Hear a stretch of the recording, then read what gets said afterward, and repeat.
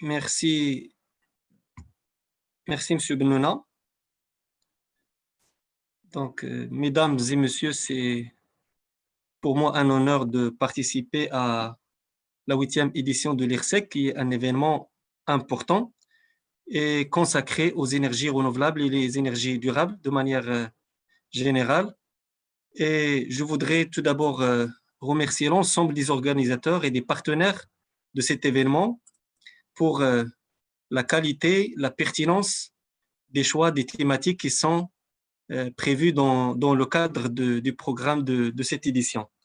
Je les remercie également parce qu'ils offrent au ministère de l'Énergie, des Mines et de l'Environnement l'opportunité justement de partager avec cette aimable audience les derniers développements et les derniers faits marquants de notre modèle énergétique que nous avons entamé depuis 2009, dont les bases ont été bien sûr posées par Sa Majesté le roi Mohammed VI, que Dieu l'assiste.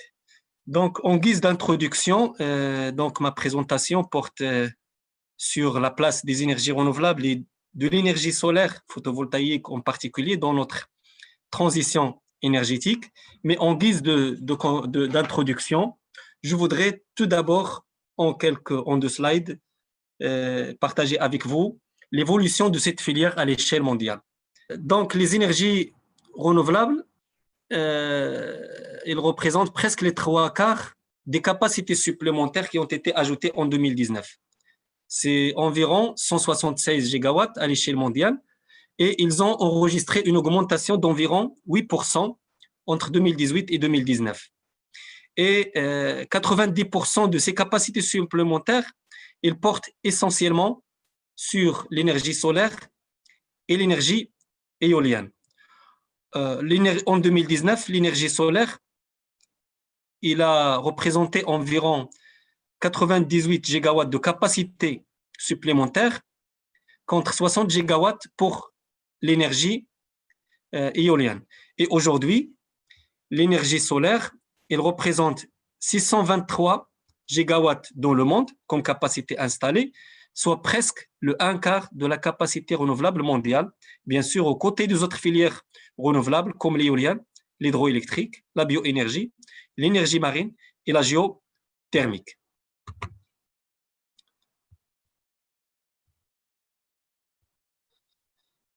Nous avons constaté également une baisse record en 2018 du coût de l'électricité produite à partir des énergies renouvelables. Et ça, c'est les statistiques données par l'ERINA, l'Agence internationale des énergies renouvelables. L'énergie solaire, à concentration, il a baissé de 26%. La bioénergie, 14%. Le solaire photovoltaïque et l'éolien terrestre, 13%. L'hydroélectricité, 12%. La géothermie et l'éolien offshore, de 1%. Et plus des 3/4 de l'énergie éolienne et terrestre et les 4/5 de la capacité solaire photovoltaïque qui serait mise en service en 2020 produiront de l'électricité à des coûts compétitifs par rapport aux sources traditionnelles. Voilà.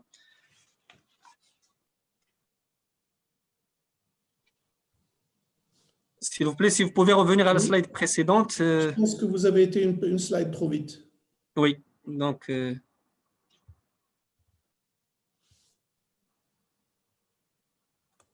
voilà. À l'échelle africaine, cette filière solaire également connaît un essor très important. Donc, la capacité installée a été multipliée par 10 entre 2009 et 2014. Et notre continent, il dispose de 40% du potentiel solaire mondial. Le coût de production des PV est même descendu en dessous du coût de production des énergies traditionnelles pour certains sites. Et le continent, il pourrait produire 60 millions de térawattheures par an contre 37,5 en Asie et seulement 3 millions de térawattheures pour l'Europe. Des projets d'envergure ont été réalisés comme par exemple le complexe Nord Ouarzazate au Maroc d'une puissance de 580 mégawatts, le premier aujourd'hui au monde, surtout en termes de mix technologique qui a été développé.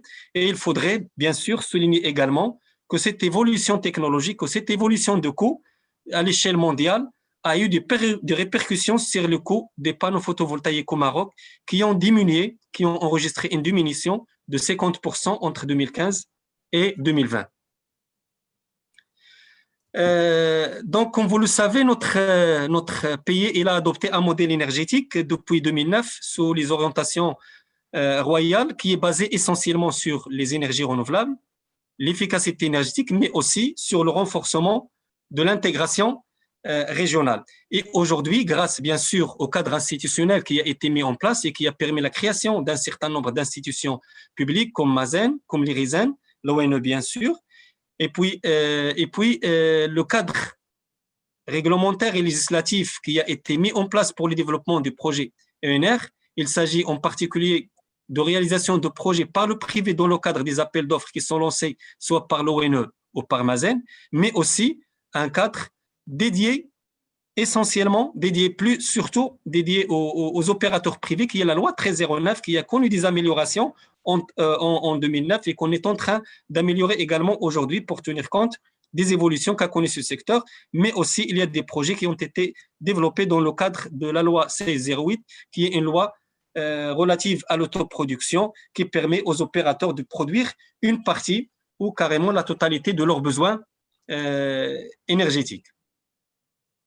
Ce cadre réglementaire et institutionnel a permis bien sûr de développer un certain nombre de projets, presque une centaine de projets, qui ont cumulé aujourd'hui une capacité totale de 3700 MW d'énergie renouvelable qui est aujourd'hui opérationnelle et qui porte leur part à plus de 34%. Les énergies renouvelables, ils participent aujourd'hui à satisfaire le 1/5 de notre demande électrique et il y avait également une réduction de notre dépendance énergétique qui est passée de 97,5 en 2009 à environ 90% aujourd'hui. Le cadre de développement 1309 et 1608 qui est dédié essentiellement au privé, il a permis également de développer un certain nombre de projets. Donc, 12 projets éoliens ont été autorisés dans le cadre de la loi 1309 pour une capacité totale de 1220. 624 sont déjà opérationnels, dont à Tanger, à Laayoune, Tarfaya et Boujdour. Un projet éolien de 100 MW est également autorisé dans le cadre de la loi sur l'autoproduction dans la région d'Akhla ou Dahab. 22 projets décentralisés de microcentrales hydroélectriques en développement, autorisés dans le cadre de la loi 1309 et qui portent sur une capacité totale de 266 MW situés dans les bassins hydrauliques d'Omrbi, Sbou, Susmassa, Draa, Melouia et Tansift. Et pour la filière solaire, un projet de 30 MW est en développement dans le cadre de la loi 1309 dans la région d'Assela, et puis un autre projet dans le cadre de l'autoproduction d'une capacité de 10 à 18 MW a été autorisé au profit de l'OCP dans le cadre du régime d'autoproduction. Donc, ces réalisations ont permis de générer des investissements importants. Environ 50 milliards de dirhams sont déjà réalisés. Plus de 50% de la capacité éolienne est réalisée dans le cadre de la loi 1309, c'est-à-dire par les opérateurs privés. Et les investissements en développement, ils sont évalués à environ 53 milliards de dirhams. 34 sociétés aujourd'hui ont contribué au développement de ces projets, dont 9 dans le cadre de la loi 1309. Plusieurs pays sont aujourd'hui présents qui confirment l'ouverture de notre pays. 12 pays étrangers, aux côtés de bien sûr d'entreprises marocaines, ont contribué à la réalisation et au développement de ce projet. Donc, comme vous le voyez, la filière solaire occupe une place importante dans notre modèle énergétique. Il y a un certain nombre de projets déjà réalisés et d'autres sont en cours de réalisation à travers tous les territoires nationaux. Il faudrait également souligner que Sa Majesté le Roi, que Dieu l'assiste, a donné de nouvelles orientations pour accélérer notre transition énergétique. Déjà en novembre 2018, il a donné ses instructions et ses orientations pour réviser à la hausse les ambitions de notre pays en termes d'objectifs de développement des énergies renouvelables pour dépasser 52% qui a été annoncé officiellement lors de la COP de Paris. Il a demandé également à ce que les bâtiments publics donnent l'exemple en termes d'utilisation des énergies renouvelables, notamment solaires, en maximisant ainsi l'efficacité énergétique et réaliser des économies significatives, mais aussi d'adopter un programme intégré additionnel en termes visant à adosser à toutes les stations de dessalement d'eau, programme des unités de production d'énergie renouvelable, notamment solaire. Il a également demandé à ce qu'on exploite de nouvelles sources d'énergie, telles que la transformation énergétique des déchets, la biomasse, dans les grandes métropoles comme l'agglomération de Casablanca. Et dans son discours, dans le discours royal de la 45e anniversaire de la Marche verte, donc Sa Majesté le Roi, que Dieu l'assiste, a également demandé d'investir dans les espaces marins, dans les espaces maritimes, tant pour le dessalement de l'eau de mer que pour l'exploitation des énergies renouvelables d'origine éolienne. Donc, pour l'atteinte de ces objectifs et la concrétisation de cette ambition, de nouveaux projets sont déjà lancés à l'horizon 2023. Il y a une capacité supplémentaire de 4450 MW qui sera réalisée à l'horizon 2023, dont 99,5% est d'origine renouvelable. 1800 MW solaires, 2016 MW éoliens et 616 MW hydrauliques. Il y a lieu également de souligner que nous venons d'initier un programme important qui porte sur une capacité globale de 400 MW de projets photovoltaïques. C'est un programme qui est dédié aux petites et moyennes entreprises, essentiellement nationales, et qui vise une forte intégration industrielle et la création d'emplois locaux. Ce programme-là, il porte sur 9 sites qui vont accueillir jusqu'à 40 MW par site et qui seront composés de lots de 5 à 20 MW. La procédure d'autorisation, il sera simplifiée et il sera réalisé dans le cadre de la loi 1309. La mise en service est prévue dans 2021-2022 et puis 47 sociétés ont déjà manifesté leur intérêt et les préparatifs pour le lancement de l'appel d'offres sont en cours. Parallèlement, nous avons entamé sur la base d'un certain nombre d'études qui ont été réalisées par le ministère, l'élaboration d'un certain nombre de programmes et de feuilles de route. Il s'agit en particulier d'un programme pour le renforcement de l'efficacité énergétique et le développement des énergies renouvelables dans les administrations publiques et les bâtiments publics dans le cadre de l'exemplémentarité de l'administration, mais aussi l'intégration des énergies renouvelables et de l'efficacité énergétique dans les programmes de développement régionaux qui sera concrétisé dans le cadre de conventions initiées par le ministère et en cours de signature avec toutes les régions. Il y a un programme de pompage solaire, une feuille de route pour la valorisation énergétique de la biomasse et une feuille de route pour le développement de l'hydrogène vert.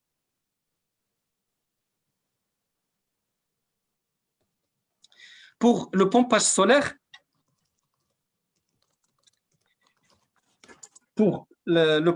solaire, aujourd'hui, la monographie agricole confirme qu'il y a quand même une superficie de 543 000 hectares d'irrigation privée qui constitue la cible justement pour le développement du pompage solaire dont les prix de revient du pompage d'eau sont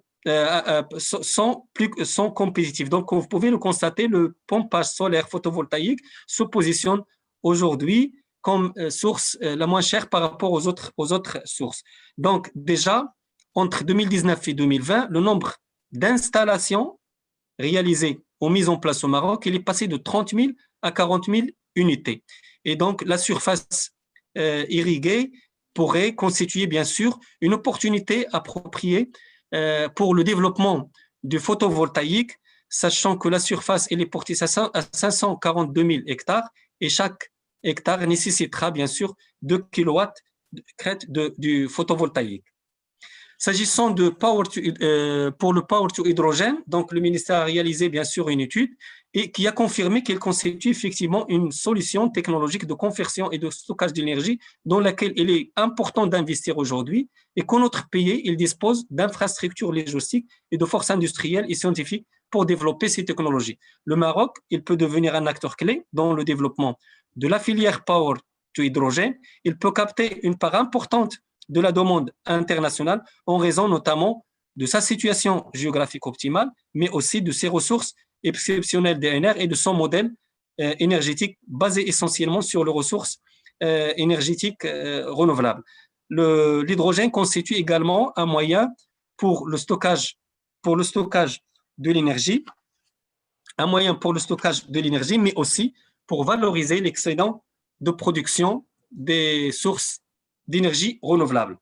S'agissant de la valorisation énergétique de la biomasse, notre pays a vu la réalisation d'un certain nombre de projets pilotes pour la production soit de la chaleur, soit du biogaz, ou soit de l'électricité. Et vu l'intérêt croissant qui a été manifesté par les opérateurs, le ministère a réalisé une étude qui a confirmé qu'il y a aujourd'hui 21 projets qui cumulent 12 MW de puissance électrique installée et 10 projets qui cumulent 70 MW de puissance thermique installée. Et la feuille de route, il a confirmé l'existence d'un potentiel important qui est évalué à 23 millions de mégawattheures par an, qui pourrait être évalué entre 500 et 970 MW électriques et 2700 MW thermiques. Et cette feuille de route, elle est en cours de validation finale. Un certain nombre de leviers, bien sûr, d'accompagnement de cette transition énergétique et de cette montée en puissance des énergies renouvelables ont été mis en place, et en particulier le développement du réseau électrique national. Donc, entre 2009 et 2018, plus de 7000 kW de lignes de transport ont été ajoutés. Un investissement de 5,8 milliards de dirhams est prévu à l'horizon 2022. Il permettra de renforcer le réseau électrique national par la construction d'environ 1900 km de lignes supplémentaires qui permettra d'évacuer environ 2600 MW d'énergie renouvelable. La recherche et développement est également un levier très important sur lequel nous avançons aujourd'hui. Donc, il y a deux moyens. Il y a une agence de moyens qui permettra de financer des projets de recherche et développement en mettant autour de thématiques bien ciblées des opérateurs aussi bien privés que publics et des universités également, mais aussi il y a des plateformes de recherche et développement qui sont déjà développées comme le Green Energy Park ou le Green Smart Building. Il y a d'autres qui sont programmées et qui permettent justement d'apporter des solutions aux contraintes et aux défis qui sont confrontés par notre transition énergétique. Donc, l'IRISEN, il a pu lancer 14 appels à projets à fin 2019 qui ont demandé la mobilisation de 235 millions de dirhams et 20 autres appels à projets sont programmés à l'horizon 2022 pour un montant de 300 millions de dirhams et qui portent bien évidemment sur des thématiques bien variées. Il y a l'équipement de 17 laboratoires, la mise en place de Green Energy Park de 110 millions de dirhams et 4 plateformes, comme je l'ai déjà mentionné, de recherche, développement et d'innovation avec un montant de 500 millions de dirhams et qui seront toutes mises en œuvre à l'horizon 2030. 800 doctorants, enseignants aux professeurs, 30 brevets enregistrés et 2 startups créées, 8 sont en cours de création. Mazen également accorde un intérêt important à la recherche et développement et il a conclu un certain nombre de partenariats de recherche appliqués, pré-industriels, orientés marché pour alimenter l'écosystème et favoriser l'intégration industrielle locale.